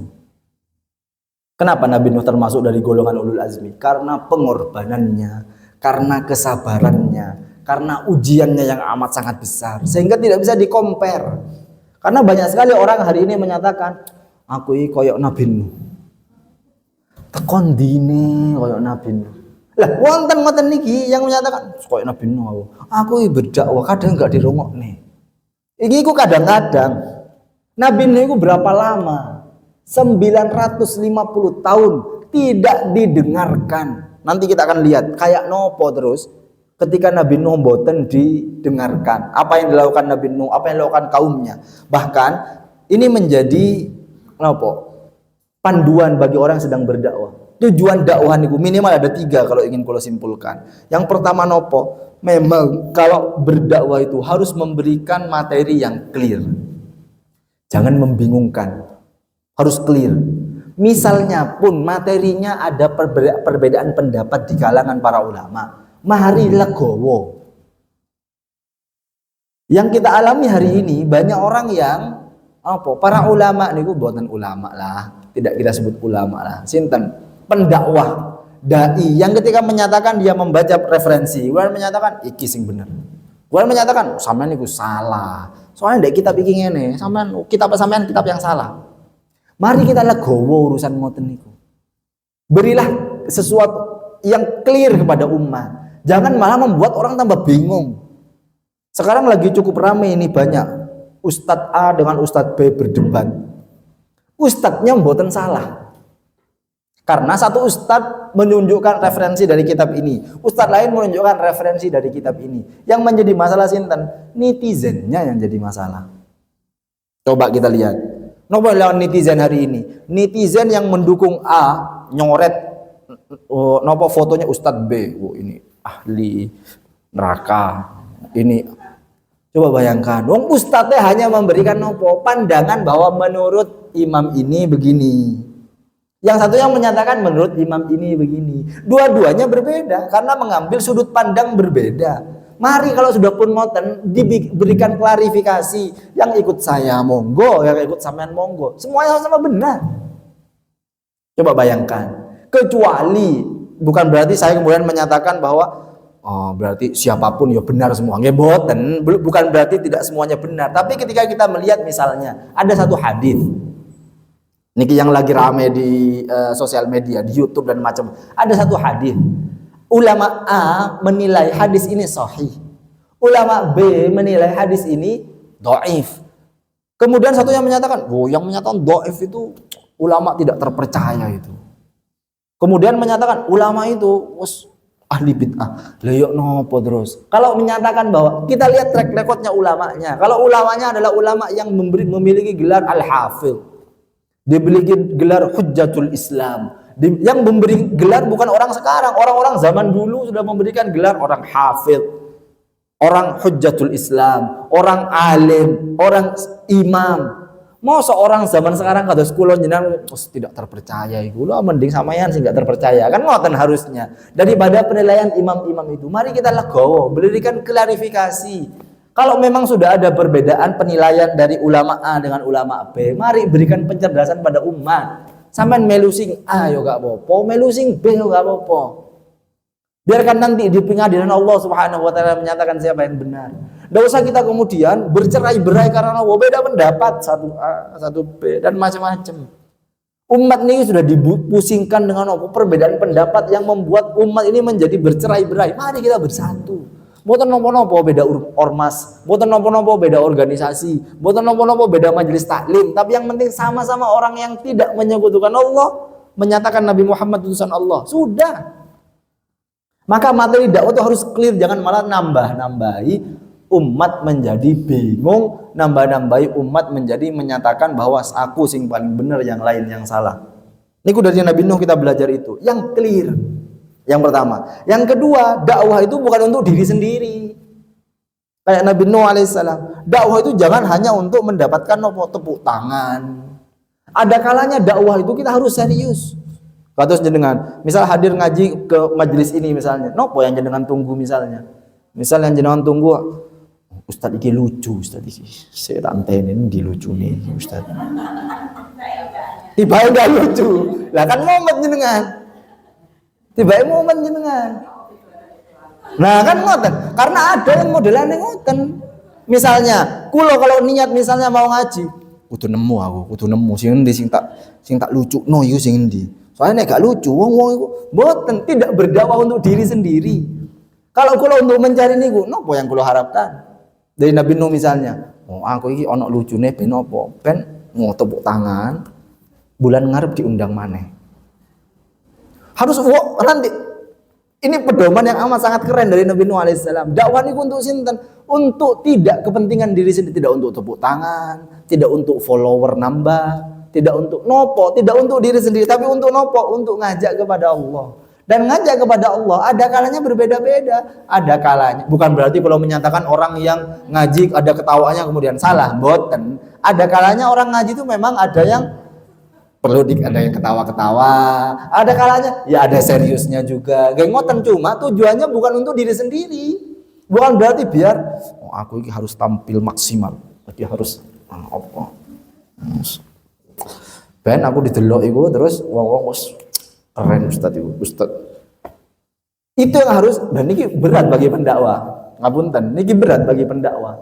Kenapa? Kata kelebihannya kalau diundang niku, Ustadz mohon maaf, jamaah kami hanya sedikit. Wonten pengajian niku yang benar-benar minta maaf. Kan Ustadz mohon maaf karena ini jamaah kami hanya sedikit, hanya 5 orang, hanya 6 orang. Apakah Ustadz berkenan? Ngoten pertanyaannya nih, apakah Ustadz berkenan? Game boten salah. Cuma kalau kita beneran berdakwah, hatta satu orang pun kalau itu mau belajar, fadhol kita harus sebagai pendakwah kita harus layani. Karena orang mau dekat sama Allah, jangan lihat kuantitas. Banyak full sak menten, tapi semuanya ngobrol sendiri-sendiri. Misalnya, daripada seperti jenengan, ada bukunya, ada bolpennya, ada. Wah. Coba bayangkan, mboten wonten hubungan antara banyak sedikit. Tapi nggih namanya manusia, nggih wonten perasaan tidak enak, mungkin wajar mawon. Cuma kalau dakwah niku, termasuk untuk pengurus majelis taklim, jangan hanya memikirkan kuantitas. Tentu dipikirkan karena semakin banyak dakwah semakin lebar. Cuma kalau jangan mikir itu, sumpah jenengan. Biarkan siapa yang mau hadir. Mari kita telateni siapa yang mau istiqomah ngaji niku. Kenapa? Karena tujuan dakwah ini ngajak sama Allah. Siapa yang belum terbuka hatinya, mari kita doakan. Semoga terbuka hatinya sehingga hadir istiqomah terus menerus. Jadi tujuan dakwah minimal ada 3. Yang pertama, berikan peringatan yang clear, berikan materi dakwah yang clear, jangan membingungkan umat. Yang kedua, jangan untuk diri sendiri, jangan untuk agar majelis taklim ar-raudhah dinobatkan sebagai, tidak usah itu menjadi tujuannya, tidak usah. Jangan untuk mboten niku yang diajarkan Nabi Nuh, tapi itu untuk Allah Subhanahu wa taala. Yang ketiga, arahkan semuanya kepada Allah. Dan yang paling penting yang ketiga niki, harapannya ada perubahan yang berubah dari jamaah kita. Jadi pun ngaji, yang diharapkan perubahan. Sebelum ngaji dimulai tadarus bersama. Apa yang diharapkan? Agar ada perubahan. Pulang dari sini semakin lancar ngajinya. Pulang ke rumah semakin, itu yang diharapkan. Sehingga harus ada perubahan ketika mengajak orang kepada Allah Subhanahu wa taala. Kemudian Nabi Nuh melanjutkan ayat yang keempat. Kalau percepat nggih, yaghfir lakum min dzunubikum wa yuakhirukum ila ajalin musamma. Kalau sampean melakukan 3 itu, penghambaan pada Allah, takwa kepada Allah, taat pada Allah, maka yaghfir lakum min dzunubikum. Maka Allah akan mengampuni min dzunubikum. Allah memberikan ampunan. Napa maghfirah niku? Ghafarah niku artinya menutup. Ghafarah niku. Di Quran ada juga yang artinya juga menutup, beda huruf depannya. Kalau ghafara menutup, ada juga di Quran namanya kafara, juga menutup. Wonten ghafara artinya menutup, wonten kafara artinya juga menutup. Lah Ustaz, nopo bedane? Oh, sama-sama menutup. Ghafara ya menutup, kafara ya menutup. Nopo bedanya? Kata para ulama, kalau ghafara itu menutup kejelekan. Ghafara, seperti Allah akan menutup. Boten menutup artinya kalau terjemahan nopo yaghfir, Allah akan mengampuni. Nopo maksud mengampuni niku? Allah menutupi dosa yang pernah kita lakukan. Berarti diampuni dosanya. Menutup artinya menutup nopo? Kejelekan. Menutup nopo? Kemaksiatan. Menutup nopo? Dosa. Menutup nopo? Kesalahan. Makanya Allah menutup. Kalau kafara sebaliknya, dia menutup. Apa yang menutup? Tapi bukan kejelekan, tapi nopo? Kebaikan yang ditutup. Nopo misalnya iman. Kalau imannya ditutup, berarti orangnya menjadi nopo? Kafir. Kan ngoten? Kenapa? Karena suatu yang baik dalam hatinya, yakni iman, ditutupi. Karena tertutup, maka orangnya disebut kafir. Kafaro, orang yang tertutup. Kafaro menutup, berarti orangnya orang yang tertutup. Apa yang ditutup? Kebaikan. Kalau ghafaro yang ditutup adalah kejelekan, yakni dosa. Kalau kafaro yang ditutup adalah kebaikan. Ngoten. Napa yang akan Allah tutup? Dosa akan ditutup, berarti diampuni oleh Allah Subhanahu wa taala min dzunubikum, dari dosa-dosa kalian semuanya. Ulama yang panjang, kalau baca tafsir, yang panjang itu membahas min. Ini yang dibahas. Kalau baca 4 tafsir, semuanya bahas min. Al-Qurtubi, Ibnu Katsir, Ibnul Jauzi, Al-Alusi, semuanya bahas min. Jadi ayat niki yang dibahas min. Nopo kok min? Karena kalau diterjemahkan ngeten. Kalau ambil terjemahan yang kalau mboten sama terjemahan aslinya di Kementerian Agama, kalau terjemahan yang kasaran ngeten. Allah akan mengampuni bagi kalian sebagian dosa kalian. Wah, teng mriku wonten sebagian. Artinya napa tadi? Ah, sebagian. Kemudian ulama bertanya, napa? Hamba Allah niku tadi, umatnya Nabi Nuh sudah menyembah Allah, sudah takwa, sudah taat pada Allah. Kenapa yang dihapus? Kenapa yang diampuni hanya sebagian? Wah, ini yang dibahas oleh ulama tafsir. Harusnya nih, bila tidak dibahas itu yaghfir lakum dzunubakum. Dosa min. Allah akan mengampuni semua dosa orang yang sudah melakukan 3 niku tadi. Tapi syaratnya 3 nggih. Napa niku? Yang pertama menyembah Allah, yang kedua takwa, yang ketiga taat sama Allah. Lah kenapa kok Allah pakai min? Ini kan dibahas panjang lebar. Kalau simpulkan mawon. Napa kesimpulannya? Kesimpulannya itu yang pertama min itu adalah min litab'id. Min bermakna sebagian memang. Ini yang diambil mayoritas. Ada pendapat yang menyatakan min itu zaidah, tambahan tok. Aslinya nggak ada artinya.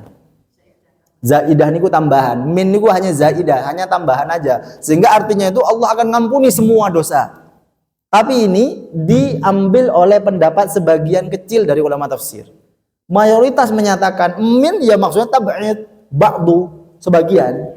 Kenapa? Karena ini yang akan diampuni oleh Allah melalui penghambaan pada Allah, takwa dan taat adalah dosa yang berhubungan dengan Allah saja.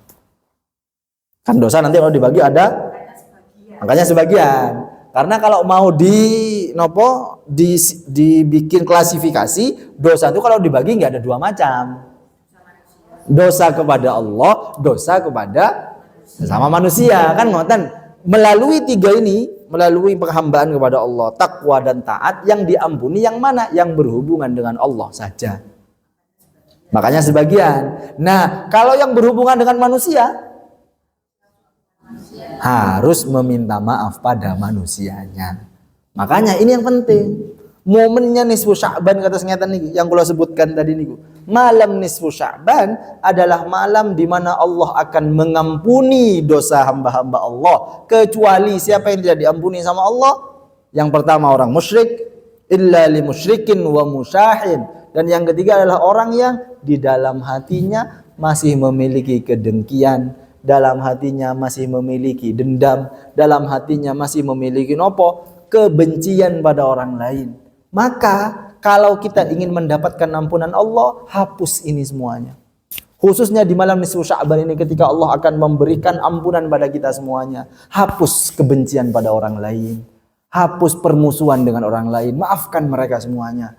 Karena yang kita harapkan bukan maaf dari mereka saja, tapi yang kita harapkan adalah ampunan dari Allah Subhanahu wa taala. Semoga malam ini Allah memberikan ampunan pada kita semuanya melalui kita hapus kesalahan orang yang pernah zalim pada kita semuanya. Amin ya rabbal alamin.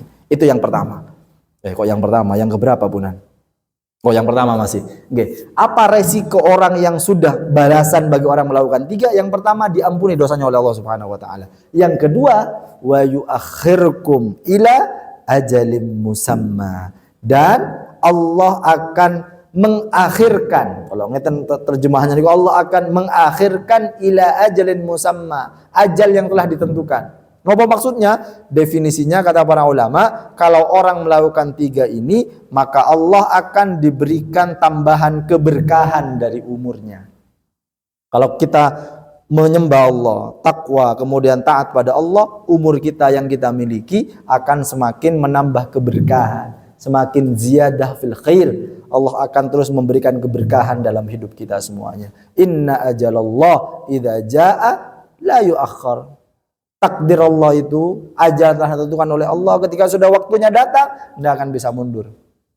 Idza jaa ajaluhum la yastaqdimuna sa'atan wala yastakhirun. Kalau sudah datang ajalnya, tidak akan bisa maju sedetik, tidak akan bisa mundur sedetik. Lau kuntum ta'lamun, seandainya engkau mengetahuinya.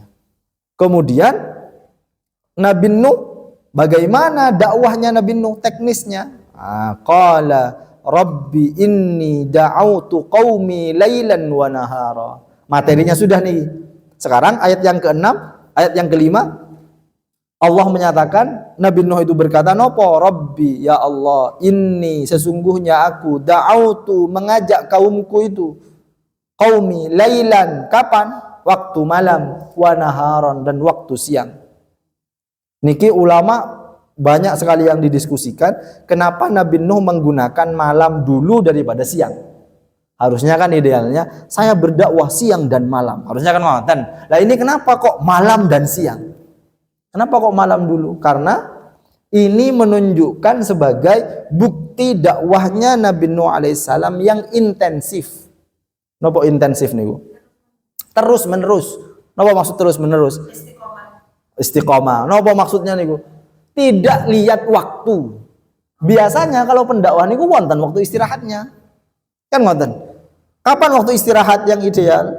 Malam. Nah, Nabi Nuh itu mengganti malamnya dikasih di awal. Kenapa? Seolah-olah, seakan-akan menunjukkan dakwahnya Nabi Nuh itu ketika orang istirahat, Nabi Nuh nggak istirahat terus berdakwah. Intensif, terus menerus. Orang idealnya dakwahkan siang. Ini Nabi Nuh menyatakan hatta malam ya tak dakwai demi melaksanakan risalah Allah Subhanahu wa taala. Enggak pandang waktu. Kalau ada waktu di atas 24 jam, enggak itu yang dilakukan Nabi Nuh. Nah, jangan kayak warung Madura, buka 25 jam. Nah, warung Madura ini bukanya 25 jam atau 24 jam. Kapan tutupnya? Ayo, nonton tulisannya.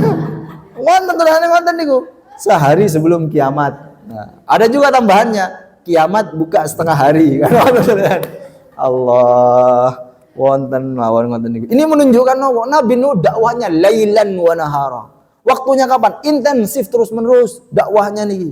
Demi nonton, bukan untuk dapat air minum, bukan untuk mendapatkan tepuk tangan, bukan untuk boten, semuanya demi mengingatkan kepada Allah Subhanahu wa taala. Ngasih peringatan saking sayangnya Nabi Nuh kepada kaumnya.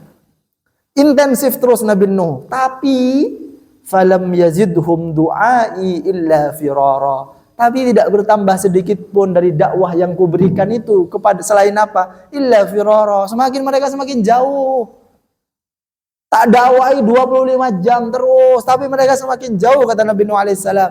Wa inni Allah baca nih ayat 7 nih, Allah bagi kita, bagi kulo misalnya yang ngaji, boten wonten seujung kuku ujiannya dakwah Nabi Nuh dengan dakwahnya kita semuanya nih. Napa kata Nabi Nuh? Ini dan saya kullama, setiap niku. Setiap niku bukan cuma kadang-kadang, boten, setiap waktu, baik malam, baik siang, baik sore, setiap kullama da'utuhum, setiap saya berdakwah kepada mereka, embo itu malam, embo siang, embo sore, embo kapanpun itu, litaghfir lakum, agar engkau mengampuni mereka semuanya, ja'alu asabi'ahum fi adhanihim. Allah. Jadi mereka itu ketika didakwai Nabi Nuh pagi, siang, malam, sore, macam-macam itu, umatnya Nabi Nuh itu ketika didakwai, ja'alu asabi'ahum, mereka menjadikan jari jemarinya, bukan cuma satu, semuanya. Asabi itu semuanya. Di mana? Fi adhanihim, taruh di dalam telinganya. Oh, asabi itu semua. Asabi ini ku jari-jari, bukan cuma satu. Semua jarinya. Ini adalah perumpamaan. Bukan berarti, lah terus gimana Ustaz? Memasukkan semua jari. Jangan pikirkan. Ini adalah metamorfosa untuk menunjukkan mereka tuh nutup, tidak hanya nutup satu. Ditutup. Nah, itu definisinya nih. Maksud memang nggak mau dengerin sama sekali. Kapan nih? Setiap Nabi Nuh datang. Ja'alu asabi'ahum fi adhanihim. Tidak cuma itu, wastaghshaw thiyabahum. Bahkan mereka ghattu, menutupi wajah mereka dan telinga mereka dengan bajunya. Coba. Aduh, kula mboten kepikir. Kalau misalnya kula dakwah, terus semua ngeten. Atau kerudungnya dengan Wassalamualaikum. Langsung kalau wassalamualaikum. Langsung. Lah nopo? Ini gua baru sekali coba bayangkan. Gak usah niku ibu-ibu. Kadang kalau dakwah niku, ketika ada orang yang misalnya males-malesan atau ketika ada jamaah yang ngobrol atau yang ngantuk, niku wonten perasaan teng mriki niki. Salah opo aku yo. Oh, makanya. Ngoten. Oh, Masya Allah. Berarti sudah terdesain, Masya Allah, untuk menghargai yang datang walaupun telat niki. Oke. Maksudnya, ya Allah, kalau mboten kebayang terus ya nopo nek Nabi Nuh berdakwah niku. Nutup sampai bahkan kata ulama tafsir kalau baca niku menutup wajahnya niku, bukan ada satu yang nutup ini, ada satu nutup wajah, mboten. Semuanya niku menutup telinga dan ininya. Untuk apa? Kenapa nutup wajah pakai baju itu? Untuk menunjukkan bahwa mereka sama sekali nggak mau dengar. Allah. Sama sekali sampai menutupnya dengan berlapis-lapis. Saking nggak mau dengernya mereka. Pun buatan cuma nggak butuh pun fisik. Fisik. Jadi memang ditutup karena saking nggak mau. Kalau jadi ingat nopo, suatu ketika ada Tufail bin Amr ad-Dausi, pemimpin dari suku Daus. Ketika ke Mekah, dia ingin berhaji ke Mekah dulu, ketika Rasulullah masih awal-awal berdakwah. Ini membawa kafilahnya, termasuk salah satu anggotanya adalah Abu Hurairah. Salah satu bukan anggota, nopo, pemimpin kabilah masyarakat, nopo namanya? Ada pemimpinnya, kemudian rakyatnya. Rakyatnya salah satu anggota masyarakat dari Tufail bin Amr ad-Dausi adalah Abu Hurairah. Ketika Tufail bin Amr ad-Dausi ini datang ke Mekah, apa yang dilakukan? Dia dihampiri oleh pembesar kafir Quraisy. Abu Jahal, Abu Lahab, semuanya datang dengan menyatakan nopo? Abu-abu semuanya nih. Semuanya datang. Kemudian ngomong nopo coba kepada Tufail bin Amr ad-Dausi. Si Abu semuanya datang kepada Tufail. Tufail, di dekat Ka'bah itu ada seorang pemuda bernama Muhammad. Jangan sampai sampean mendengar kata-katanya, karena kata-katanya bisa menyihir sampean. Apa yang bisa sampean lakukan? Tutup telinga sampean dengan kapas. Itu kata sinten? Kata Abu Jahal, Abu Lahab dan semuanya kepada Tufail bin Amr ad-Dausi ini. Apa yang dilakukan? Percaya dia.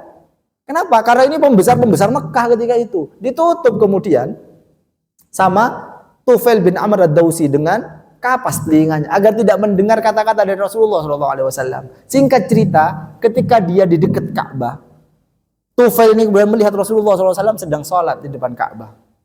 Kemudian dia berkata kepada dirinya, wahai Tufail bin Amr, bukankah engkau itu adalah seorang penyair yang amat sangat hebat? Kamu bisa membedakan yang mana yang syair, yang mana yang bukan. Kamu bisa membedakan yang mana kata-kata dukun sama yang bukan. Kalau seandainya yang disebutkan Muhammad adalah sebuah syair, engkau tahu. Kalau memang itu syair, kamu bisa tolak dengan mudah. Engkau sampean orang pintar. Kata Tufail bin Amr kepada dirinya sendiri. Maka buka saja. Sampean bisa membedakan kok yang mana yang benar, yang mana yang salah, yang mana yang syair, yang mana yang bukan, yang mana yang kata-kata dukun, yang mana yang bukan. Dibuka kemudian sama Tufail bin Amr ini. Dia kemudian kagum kepada cara sholatnya Rasulullah SAW. Kagum dia, nggak ada ceritanya orang pembohong kayak gini cara sholatnya. Mesti ada sesuatu yang istimewa. Singkat cerita, dibawa Tufail ini kemudian oleh Rasulullah SAW. Kemudian dibacakan 2 surat. Menurut riwayat yang paling masyhur. Surat nopo? 1 Al-Ikhlas, 2 Al-Falaq. Kemudian dia menyatakan la ilaha illallah, asyhadu an la ilaha illallah wa asyhadu anna Muhammadar Rasulullah. Padahal awalnya nopo? Diminta untuk nutup. Tapi kalau udah hidayah diberikan oleh Allah Subhanahu wa taala, dibuka sendiri oleh Tufail bin Amr ad-Dausi. Diberikan pengaruh oleh sinten siapa saja. Sama kayak sinten. Sama kayak kaumnya Nabi Nuh yang menutupi dengan jari jemari. Berulang juga di masa Rasulullah SAW. Gimana orang kafir Quraisy nutup semuanya nggak mau dengerin Rasulullah SAW. Bahkan Abu Lahab, pamannya sendiri. Apa yang dilakukan Abu Lahab? Ketika Rasulullah berdakwah di pasar-pasar, diikuti di belakangnya sama Abu Lahab. Ketika Rasulullah berkata kepada kelompok ini di pasar, Rasulullah pindah ke yang lain, disamperin sama Abu Lahab. Ojo percaya. Bohong iku. Sinten niku? Abu Lahab. dakwah ke sana, disamperin lagi, ditutup di belakangnya. Bahkan di surah nopo kalau nulis mboten nggih. Surah Fussilat ayat 26. Wa qala alladziina kafaru la tasma'u li hadzal Qur'an. Perintahnya orang kafir. Wa qala alladziina kafaru, orang-orang kafir itu berkata, la tasma'u li hadzal Qur'an. Jangan dengerin Quran ini. Jangan dengerin Quran. Ayat 26. Surat Fussilat ayat 26. La tasma'u li hadzal Qur'an. Jadi kalau ada orang suruh ada Quran, oh coba dengerno. Sama kayak kata-katanya orang kafir. Orang kafir menyatakan la tasma'u li hadzal Qur'an, jangan dengerin Quran ini. Wal ghaufi, jauh, menjauh dari Quran. Wal ghaufihi la'allakum taghlibun, biar sampean menang, menjauh dari Quran. Coba bayangkan, sebegitunya. Sama halnya seperti yang kula sebutkan di awal. Sama halnya dengan nopo? Dengan apa yang dilakukan kaum Nabi Nuh. Ketika nutup telinganya, ketika nutup wajahnya, begitu pula yang dialami Rasulullah dengan orang kafir Quraisy. Ini sejarah berulang. Tujuannya Allah Subhanahu wa taala bercerita tentang Nabi Nuh untuk sinten niki sebenarnya? Untuk Rasulullah, memperkuat batinnya Nabi Muhammad, untuk menyatakan Rasul dari dulu ya Muhammad memang ditolak oleh kaumnya. Lihatlah kisahnya Nabi Nuh. Kalau sampeyan ada umat yang seperti itu, sabar. Karena semuanya itu bermuara pada melaksanakan perintahnya Allah Subhanahu wa taala. Kula lanjutkan. Bahkan ini penolakannya. Wa asarru, bahkan mereka ingkar terus menerus, enggak percaya aku, gak percaya. Wastakbaru istikbara. Bahkan mereka nopo? Sombong dengan sesombong-sombongnya. Menyombongkan diri, menyatakan enggak. Nopo bukti kesombongan mereka? Nanti di akhir.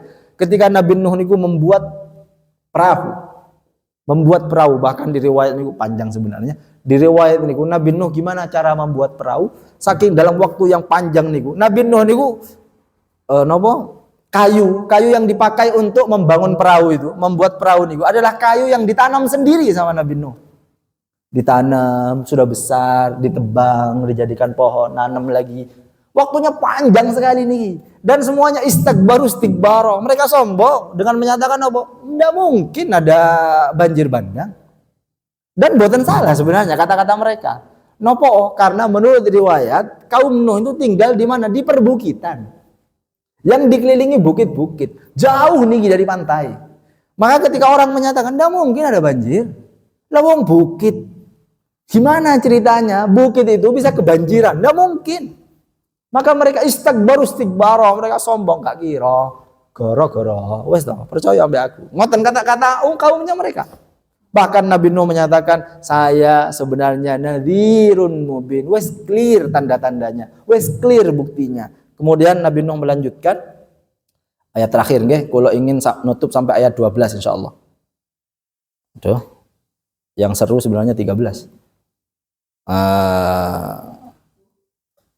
Ayat 7 tadi terakhir nggih. Sekarang ayat 8. Tsumma inni da'autuhum jihara. Allah. Coba kalau orang pun berdakwah kemudian ditutup telinganya, ditutup kepalanya, ditutup semuanya, masih lanjut atau berhenti? Kemungkinan berhenti.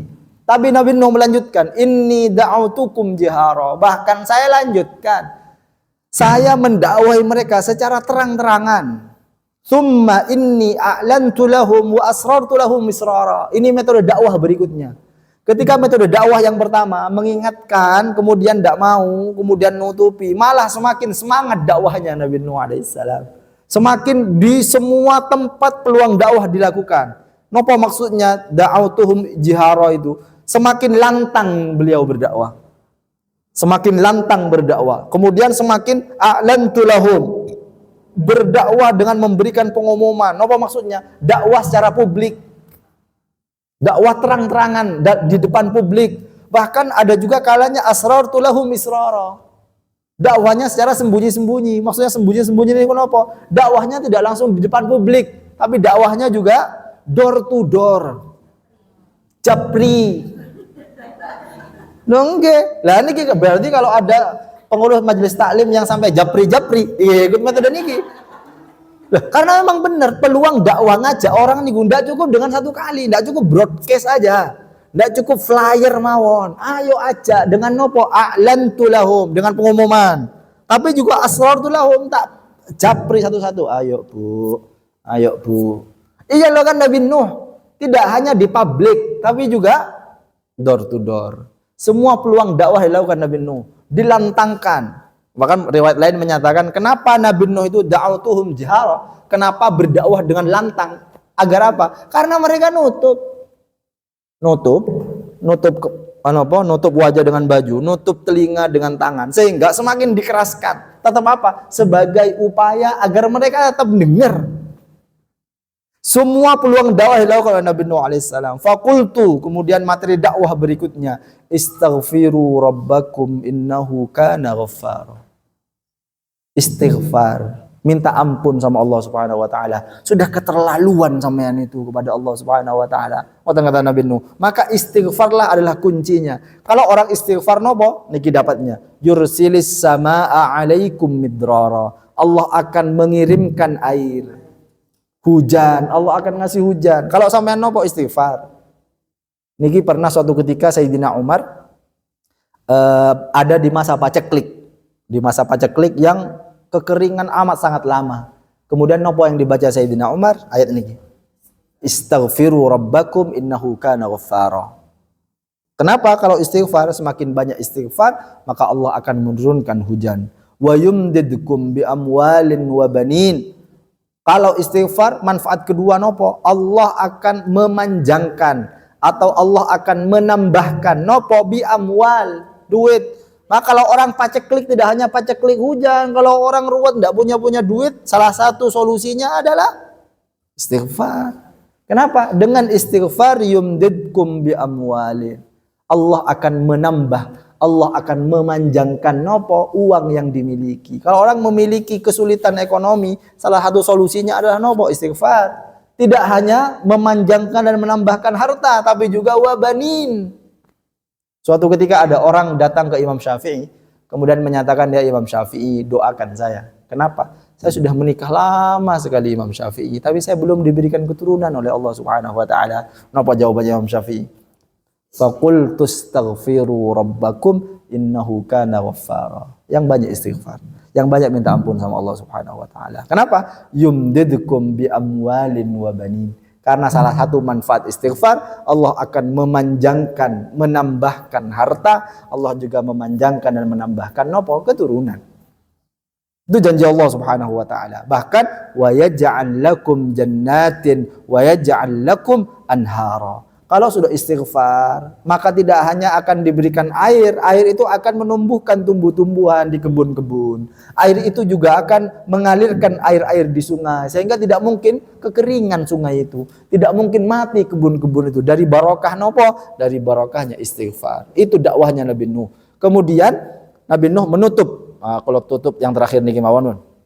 Malakum la tarjuna lillahi waqara. Wa qad khalaqakum atwara. Niki kalimat terakhirnya Nabi Nuh sebelum nanti Nabi Nuh memberikan rasionalisasi dakwah, kemudian menutup dengan doa agar diberikan banjir bandang yang menghabiskan mereka semuanya. Napa niku kalimat penutupnya Nabi Nuh? Metode terakhir yang dilakukan Nabi Nuh agar umatnya kemudian senang kepada dakwah. Nabi Nuh kaget. Malakum niku kayak seolah-olah menyatakan, lah kok iso sampean niku? Malakum, kok bisa? La tarjuna lillahi waqara. Kok bisa sampean tidak mengharapkan keagungan Allah Subhanahu wa taala? Kok bisa sampean tidak menyadari bahwa Allah Maha mampu untuk melakukan segalanya? Kok bisa? Ngoten maksudnya itu. Kenapa Nabi Nuh itu menyatakan kok bisa? Karena mereka belum kenal sama Allah Subhanahu wa taala. Ngoten. Kok bisa sampean tidak menyadari Allah itu bisa melakukan segalanya? Ketika mereka istighbara, nggak mungkin bisa ada banjir bandang yang nutup. Wong kita di bukit. Nabi Nuh, malakum, lah kok iso sampean nggak percaya, tidak mengharapkan keagungan Allah, nggak percaya bahwa Allah bisa melakukan segalanya, walaupun di bukit bisa banjir diberikan oleh Allah. Lah kok iso nggak percaya sampean? Seolah-olah ngoten. Kenapa? Karena Nabi Nuh mengingatkan keagungan Allah Subhanahu wa taala. Niki salah satu cara. Kalau kulon jenengan pun mentok, pun males sholat, pun males ibadah, pun males senang sama kebaikan, salah satu caranya adalah sadari keagungan Allah Subhanahu wa taala. Liriklah ke langit. Ya Allah, kalau bukan Allah, coba kalau bayangkan, Misalnya langit ini kemudian diruntuhkan ke bumi. Apa yang terjadi terus? Karena banyak sekali orang yang merasakan bahwa hidup di dunia ini sudah enak. Hidup di dunia ini pun enak. Seolah-olah menyatakan, Ustadz, saya loh gak sholat, tapi rezeki kok saya lanjut aja Ustadz. Bahkan semakin saya tidak sholat, semakin lancar rezeki saya Ustadz. Wonten yang ngoten niki. Teguran Allah Subhanahu wa taala nopo? Surat nopo nggih? Surat Al-Ma'arij kalau kula mboten kelintu nanti monggo dicek. Kata Allah Subhanahu wa taala, falamma nasu ma dzukiru bih. Ketika mereka semua sudah lupa sama Allah Subhanahu wa taala. Fatahna alaihim abwaaba kulli syai'. Menakutkan sekali ayat niki. Kata Allah, kalau mereka orang semua sudah lupa sama Allah, fatahna alaihim abwaaba kulli syai'. Allah buka semuanya. Tak kek no sampean kabeh. Nek sampean sudah lupa sama Allah, tak kasih semuanya kata Allah Subhanahu wa taala. Fatahna alaihim abwaaba kulli, tak jarno sampean. Itu yang dikenal kalau dalam bahasa kita itu dikenal dengan apa? Orang bermaksiat istidraj. Ketika orang falamma nasu ma dzukiru bi, fatahna alaihim abwaaba kulli syai'. Tak buka kabeh, tak gampang no. Kalau mereka lupa sama Allah, tak gampang no. Kayak dengan misalnya ada orang kemudian tidak punya suami, tapi lahirnya kok cek gampangin. Coba jangan bayangkan, gini apa mboten. Ada orang hamil di luar nikah. Lahirnya sering pantun nih, panjang nih gua. Saking gampangnya, coba bayangkan.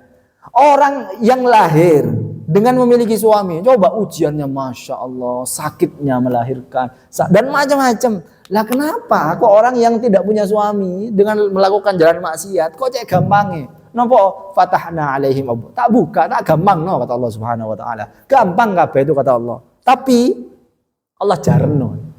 Makanya kita jangan seneng-seneng kalau aku iku maksiat, tapi kok saya lancar aja. Jangan seneng.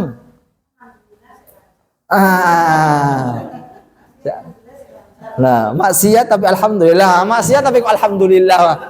Allah, wonten orang-orang sakniki niku.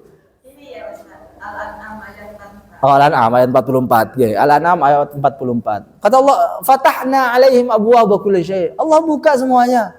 Tapi semua pintu dipermudah sama Allah. Hatta idza farihu bima utu. Tapi ketika mereka semua seneng, seneng maksiat gak apa-apa. Tapi kalau rezeki lancar, harus tambah lancar. Gak usah sedekah aku lancar itu buktine. Gak usah sedekah ndak penentu balak aku, ndak usah wes lanjut. Ketika mereka senang, hatta idza farihu bima utu, mereka senang, akhadnahum baghta. Tiba-tiba dicabut sama Allah semuanya. Akhadnahum baghta, tiba-tiba mati kata Allah Subhanahu wa taala. Tak ambil tiba-tiba. Ketika kalian senang-senangnya dengan sesuatu yang melenakan itu, senang sama duit tapi sambil maksiat, senang sama kebaikan, senang sama bebas dari ujian tapi tidak pernah taat sama Allah, lagi seneng-senengnya gitu, tiba-tiba akhadnahum baghta, tiba-tiba tak matikan sampean. Saya maha mampu untuk tiba-tiba membuat sampean mati dalam waktu yang tidak sampean ketahui. Fa idzahum mublisun, ketika itulah orang itu yang tadi seneng walaupun sedang mengalami kemaksiatan yang tidak pernah berhenti itu, mereka lah orang-orang yang mublisun, orang yang qat'ur roja, sudah tidak ada lagi apa? Harapan yang diberikan oleh Allah. Tol langsung ke nerakanya Allah Subhanahu wa taala. Maka jangan senang ketika Allah memberikan kita kesenangan-kesenangan tapi kita masih punya banyak dosa. Maka perbanyak istighfar, perbanyak minta ampun sama Allah Subhanahu wa taala. Ini cara yang pertama, sadari keagungan Allah.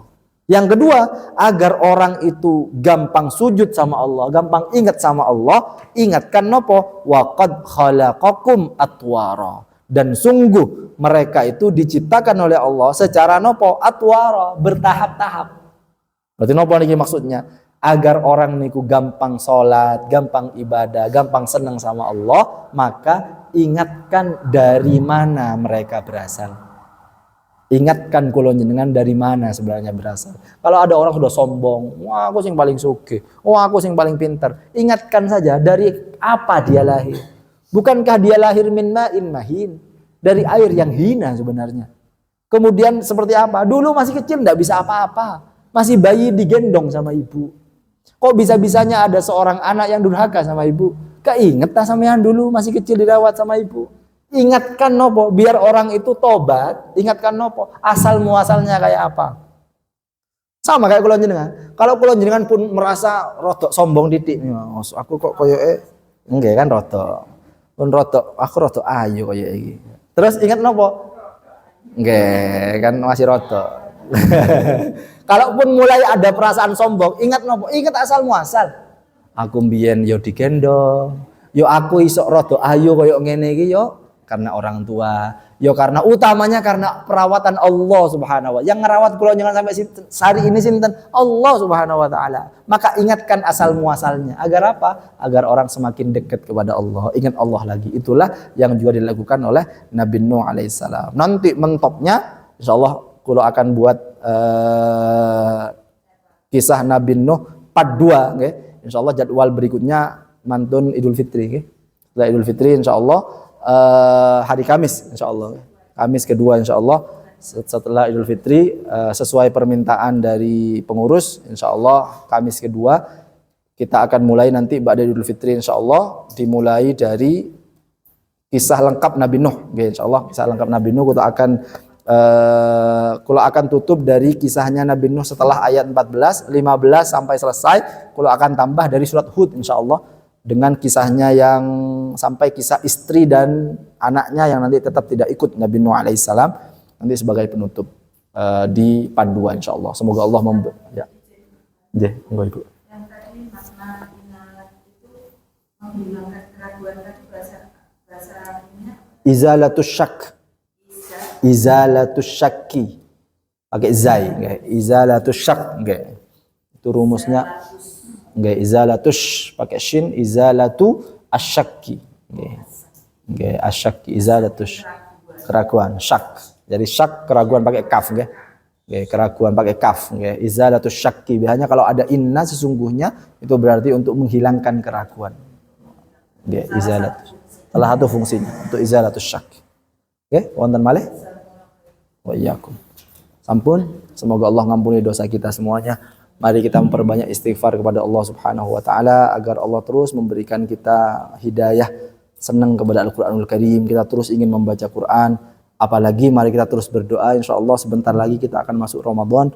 Semoga Allah memberikan kita rezeki untuk bisa sampai pada bulan Ramadan fi sihhatin wa afiyatin wa salamah, dalam keadaan sehatan yang sempurna, dalam keadaan selamat. Tidak hanya kita, semoga seluruh anggota majelis taklim, keluarga kita dan semuanya diberikan rezeki untuk sampai di bulan Ramadan dan mendapatkan maghfirah di bulan Ramadan sehingga nanti keluar dari bulan Ramadan dalam keadaan dosa kita semua diampuni oleh Allah Subhanahu wa taala. Amin ya rabbal alamin.